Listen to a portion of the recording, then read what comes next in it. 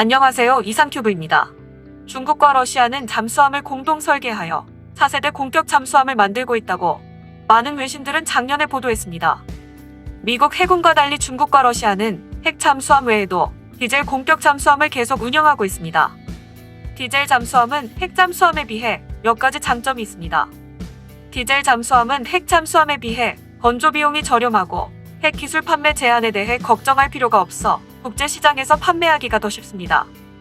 이런 이유로 많은 나라에서 디젤 잠수함은 운용되고 있으며 다른 국가로 수출하기 쉽습니다. 그런데 러시아 언론에서 갑작스럽게 중국과 러시아가 차세대 잠수함을 개발하기 위해 잠수함 공동 설계에 들어갔다는 보도가 지난해 8월에 보도되었습니다. 소식을 전한 건 러시아 관영 리아 노보스티 통신입니다. 통신은 러시아 연방군사기술협력청 관계자를 인용해 관련 사실을 보도했습니다.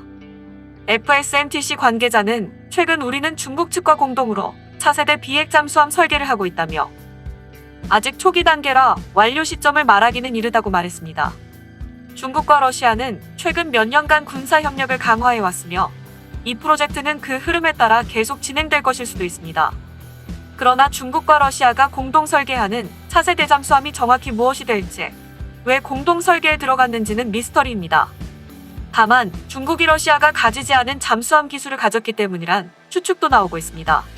러시아는 오랫동안 세계에서 가장 강력하고 가장 큰 잠수함을 생산한 전통의 잠수함 강국입니다. 따라서 러시아의 잠수함 기술이 중국보다 훨씬 앞서 있다는 것은 놀라운 일이 아닙니다. 냉전 시절 러시아의 전신인 옛 소련은 사회주의 동맹국인 중국에 골프급과 로미오급 잠수함을 제공하여 중국은 해군 전력을 강화할 수 있었습니다.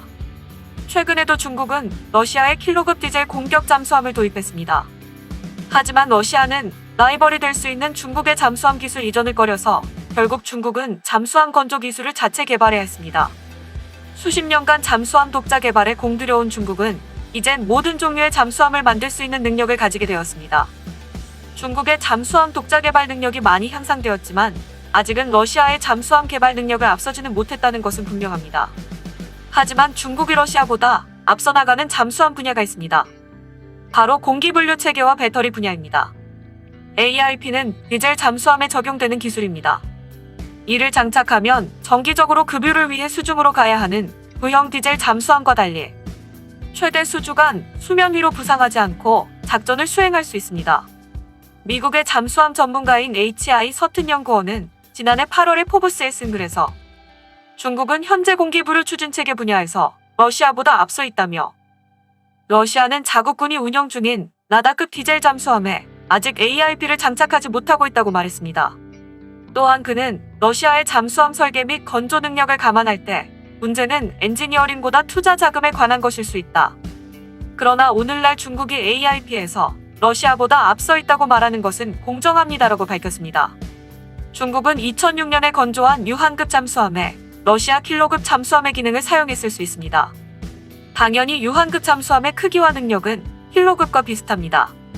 그러나 잠수함 분석가들은 AIP가 탑재된 유한급 잠수함이 중국 함대에서 가장 조용한 곳 중 하나라고 말합니다. 중국은 과거에 스웨덴에서 구입한 AIP 기술을 사용했지만 유한급 잠수함에는 자체 개발한 AIP 시스템을 사용하는 것으로 알려졌습니다. 서튼 연구원은 최신 리튬이온 배터리 잠수함 개발에서도 중국이 러시아를 앞섰다고 추정하고 있습니다. 세계 각국은 디젤 잠수함의 동력을 리튬이온 배터리로 바꾸려고 노력 중입니다. 일본은 세계 최초로 소류급 잠수함을 디젤 엔진에서 리튬이온 전지 동력으로 변환하는 데 성공했습니다. 서튼 연구원은 일본에 이어 한국과 이탈리아 잠수함이 리튬이온 배터리를 탑재했으며 중국 또한 이 기술을 채택하고 있다는 소문이 있어 잠수함 배터리 기술은 중국이 러시아보다 앞설 수 있는 또 다른 영역이 되었다고 말했습니다. 리튬이온 배터리는 스마트폰과 전기자동차, 디지털 기기 등 많은 분야에서 사용되고 있습니다.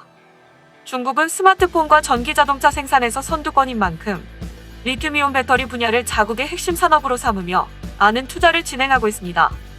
대표적인 중국의 배터리 기업은 CATL입니다. CATL은 일본 파나소닉과 LG화학, 삼성 SDI가 주도해온 배터리 시장 판도의 새로운 강자로 떠올랐습니다. 중국 배터리 관련 기업 가운데 한국과 일본의 선두 기업에 대적할 실력을 갖춘 유일한 기업으로 평가받고 있습니다.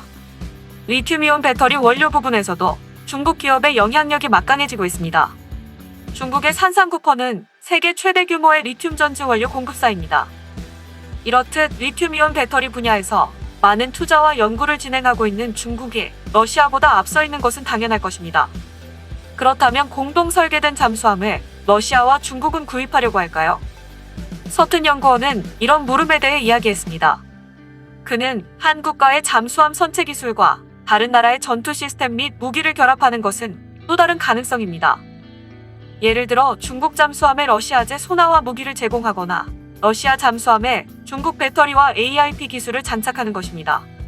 또한 그는 몇 가지 이유를 들어 공동 설계된 잠수함이 해외 판매용일 것이라고 말했습니다. 그는 러시아의 유명한 잠수함 설계국인 말라카이트는 자체 잠수함 설계를 홍보하고 있습니다. P750 공비 서발은 길이가 214피트이며 저장된 액체 산소가 공급하는 가스터빈을 사용하는 일종의 AIP를 특징으로 합니다.